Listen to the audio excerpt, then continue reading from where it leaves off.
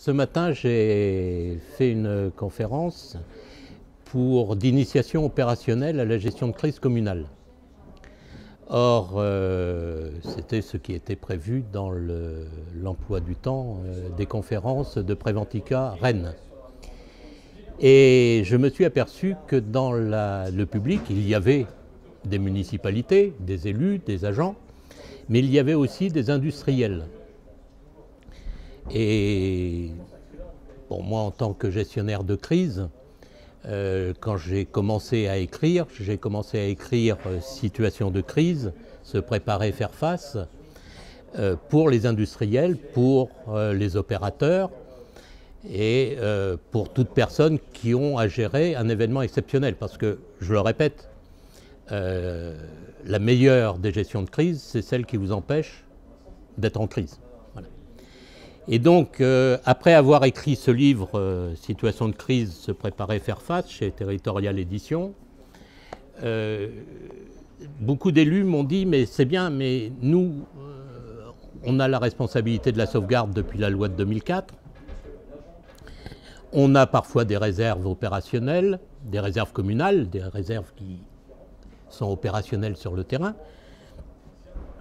et nous, on n'a pas de formation. On n'est pas militaire, on n'est pas pompier, on n'est pas policier. Certains élus sont médecins, certains élus sont cultivateurs, certains élus sont instituteurs. Ils n'ont pas été formés à la gestion opérationnelle.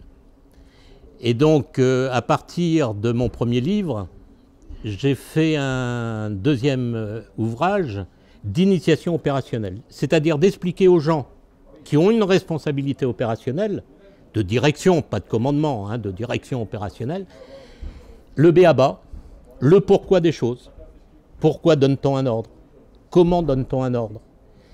Comment évalue-t-on un compte-rendu? Comment organise-t-on un poste de commandement? Comment on organise des équipes opérationnelles, etc. etc. Et donc, j'ai commis ce deuxième manuel qui s'appelle « Conduire les opérations communales de sauvegarde ».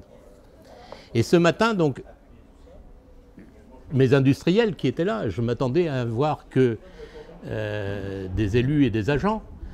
Je leur ai demandé, mais vous n'êtes pas trompés, c'était mon autre conférence, il fallait venir.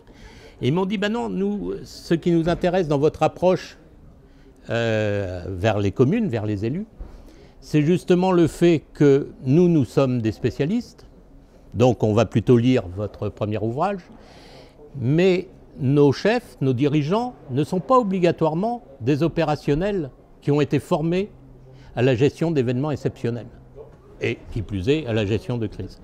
Donc on voulait savoir comment vous faites pour inciter, initier des responsables qui n'ont pas de formation initiale.